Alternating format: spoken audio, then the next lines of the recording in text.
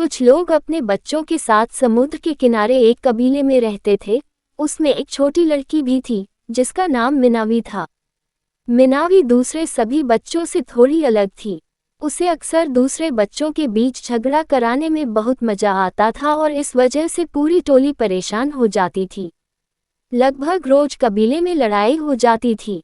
एक बार की बात है कि डूबते हुए सूरज की लाल गुलाबी किरणें खेल के मैदान पर पड़ रही थी। सारी लड़कियां खेल का आनंद उठा रही थीं।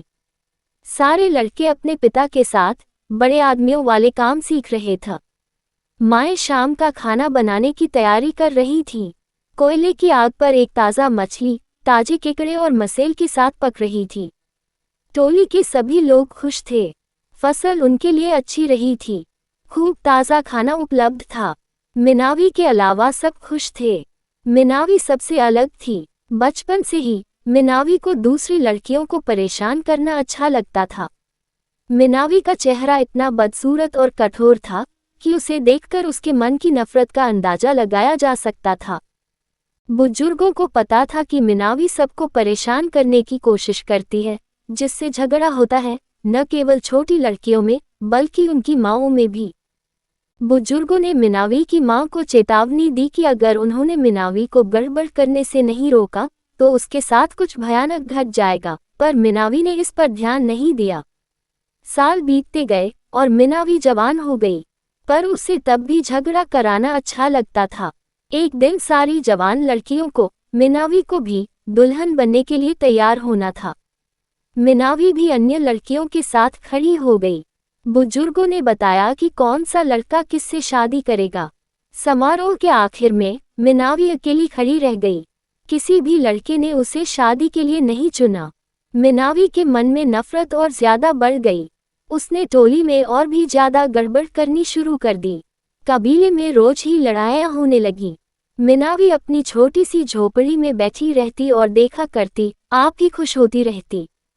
बुजुर्गों ने तय किया कि मिनावी को अपने किए की सजा मिलनी चाहिए। मिनावी को कबीले के निर्णय के बारे में थोड़ा बहुत पता था। जब वह औरतों के बीच एक और झगड़ा कराने जा रही थी, आदमियों ने उसे पकड़ लिया और जमीन में गिरा दिया। उसे चारों ओर गोल गोल घुमाया। वह किसी तरह भाग निकली और समुद्र के किनारे पहुंच गई, जहां उसने बुरी आत्माओं से प्रार्थना की कि वे उसे एक क्रूर जानवर में बदल दें, जिससे वह अपने कबीले से बदला ले सके। मिनावी एक बड़े मगरमच्छ में बदल गई और चुपचाप कीचड़ में घुस गई। वह अपने शिकार का इंतजार करने लगी। कबीले के लोग धीरे धीरे मिनावी को भूल गए और अपनी दिनचर्या में व्यस्त हो गए। एक दिन जब वे केकड़ों को ढूंढने समुद्र के किनारे आए, मिनावी इंतजार में लेटी थी।